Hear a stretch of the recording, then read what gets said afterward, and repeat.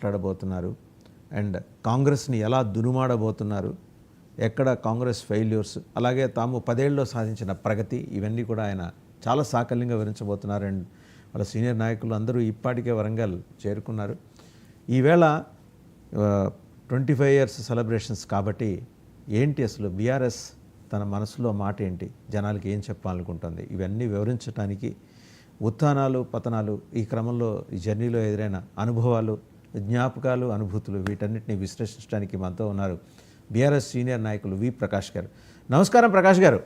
నమస్కారం అండి. చాలా రోజులైంది, చాలా ఏళ్ళైంది మీతో మాట్లాడి. ఎలా ఉన్నారు?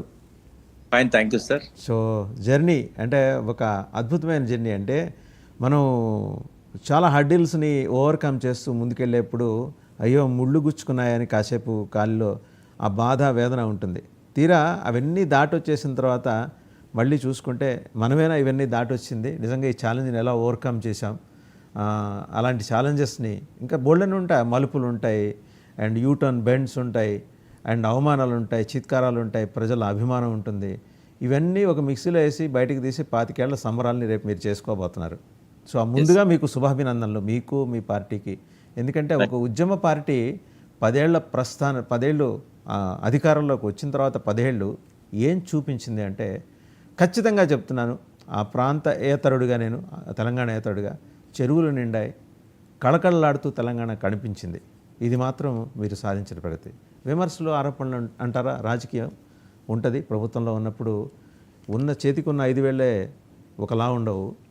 సో మీరు అనుకున్నది సాధించే క్రమంలో మీకు బోల్డన్ని అవాంతరాలు ఎదురై ఉంటాయి, నిందలు ఎదుర్కొని ఉంటారు, అందులో కొన్ని వాస్తవాలు ఉంటాయి. ఫస్ట్ అసలు మీ జర్నీ చెప్పండి. మీరు స్టార్ట్ చేసినప్పుడు టీఆర్ఎస్, ఇప్పుడు బీఆర్ఎస్. ఈ జర్నీ అనేది అపనిందలతోని, తిట్లతోని, శాపనార్థాలతోని, అపనమ్మకాలతోని అట్లా మొదలైందండి. ఎందుకంటే కేసీఆర్ గారు తెలంగాణ ఉద్యమాన్ని ప్రారంభించడానికంటే ముందు ఒక 4 సంవత్సరాలు నేను, జయశంకర్ గారు, మాతో పాటుగా గద్దర్ గారు, పాషం యాదవ్ గారు, కేశవరావు జాదవ్ లాంటి, బియ్యాల జనార్దన్ రావు లాంటి కొంతమంది ప్రొఫెసర్స్, మేమంతా ఒక 4 ఏళ్ళు ఈ తెలంగాణ భావజాల వ్యాప్తి కోసం కొంత పనిచేశాం. బెల్లి లలిత గారు ఉండేవారు, మారోజు వీరన్న, వీళ్ళంతా తెలంగాణ మహాసభ, ఐక్య వేదిక ఇట్లాంటివన్నీ పెట్టిన తర్వాత ఒక స్టేజ్ వచ్చినాక ఇక మా వల్ల అయ్యేటట్లేదు. ఎందుకంటే ఈ జయశంకర్ గారు ఏమన్నారంటే, పార్లమెంట్లో బిల్లు పెడితేనే తెలంగాణ వస్తుంది, ఆర్టికల్ 3 ప్రకారం కాన్స్టిట్యూషన్. కాబట్టి బిల్లు పెట్టాలంటే పొలిటికల్ పార్టీగా మనం ఎదగాలి, ఆ పొలిటికల్ పార్టీ దేశంలో ఉన్న జాతీయ పార్టీలను ఒప్పించాలి, అట్లయితేనే మనకు తెలంగాణ వస్తుంది. కాబట్టి ఈ సంస్థలతోనే ఉపయోగం లేదు, మనం పాటలు పాడవచ్చు, వ్యాసాలు రాయొచ్చు, సమావేశాలు పెట్టచ్చు, కానీ అల్టిమేట్గా రిజల్ట్ రావాలంటే పొలిటికల్ పార్టీ పెట్టాలి. సో కొంత మా వల్ల కాలేదు అది. ఎందుకంటే మేమంతా అకాడమిషియన్స్ని, డిఫరెంట్ ప్రొఫెషన్ల నుంచి వచ్చిన వాళ్ళం. మెయిన్ స్ట్రీమ్ పొలిటీషియన్ ఎవరు కూడా మాతో లేకుండా ఆ రోజు. సో అప్పుడు మేము కొంతమంది రాజకీయ నాయకులను, జనార్దన్ రెడ్డి లాంటి వాళ్ళు, పీజేఆర్ ఉండే, చిన్నారెడ్డి, ఇంద్రకరణ్ రెడ్డి, కోదన్ రెడ్డి, ఇట్లా కొంతమందిని మేము ప్రయత్నం చేశాం. కానీ వాళ్ళు ఎవరు కూడా ఆనాటి పరిస్థితుల్లో ముందుకు రాలేదు ధైర్యంగా. ఎందుకు అంటే ఇంద్రారెడ్డి గారు విఫలమైన తర్వాత ఆయన పాపం చాలా ధైర్యంగా ముందుకు వచ్చాడు. జై తెలంగాణ పార్టీ పెట్టాడు, ఉద్యమ సమితి పెట్టాడు, తెలంగాణలో పాదయాత్ర చేశాడు. కానీ అతను ఆశించిన రిజల్ట్స్ రాలేదు. ప్రజలు పెద్ద ఎత్తున కేసీఆర్ గారికి వచ్చినట్టుగా ఆనాడు ఇంద్రారెడ్డి గారికి రాలేదు. దాంతోనే ఆయన మళ్ళీ కాంగ్రెస్లోకి వెళ్ళిపోయాడు 1 సంవత్సరం కాకముందే. ఇంకా మేమేం చేసామంటే, మళ్ళీ రెండోసారి చంద్రబాబు నాయుడు వచ్చాక ఇంకా ఈయన మనల్ని కూడా బతకనివాడు, నక్సలైట్ ముద్రేసి అందరిని చంపేస్తున్నాడు, బెల్లి లలితను ముక్కలుగా నరికాడు, వీరన్నను ఎత్తుకుపోయి సిరిసిల్లలో చంపేశారు. ఇవన్నీ చూసిన తర్వాత కొంత ఉద్యమం చల్లబడ్డ టైంలో బషీర్బాగ్ కాల్పులు జరిగాయి. మీకు గుర్తుండాలి. బషీర్బాగ్ కాల్పుల తర్వాత ఒక 2-3 రోజులకే కేసీఆర్ గారు డిప్యూటీ స్పీకర్ హోదాలో ఈ కరెంట్ ఛార్జీలు తగ్గించకపోయినట్టయితే తెలంగాణ రైతులు చాలా అవస్థలు పడతారు అని చెప్పి చంద్రబాబు నాయుడుకు ఒక అల్టిమేటం ఇస్తూ లేఖ రాశారు. అప్పుడు మాకందరికి కూడా కొంత ధైర్యం వచ్చింది. ఒక అధికార పార్టీ నుంచి ఈయన తిరుగుబాటు చేస్తున్నాడు, ఆయన కొంత తెలంగాణ సోయిని మనం కలిగించినట్టయితే తప్పకుండా మనకు నాయకత్వం వహించే ఒక మంచి నాయకుడు దొరుకుతాడని చెప్పి ఫస్ట్. సార్ నాకొక ప్రశ్న, మనం ఎలాగో ఎలాబొరేట్గా చాలా పాయింట్స్ మాట్లాడుకుంటాం. చంద్రబాబు మీద మీకు ఎందుకు సార్ అంత నమ్మకం, ఖచ్చితంగా అతను మళ్ళీ వస్తే బతకనీయడు అని? చంద్రబాబు నాయుడు ఆయన ముఖ్యమంత్రి అయిన తర్వాత కేవలం 4.5 ఏళ్లలోనే దాదాపుగా ఒక 3,000 మందిని ఎన్కౌంటర్లో, బూటకపు ఎన్కౌంటర్లో చంపించాడు.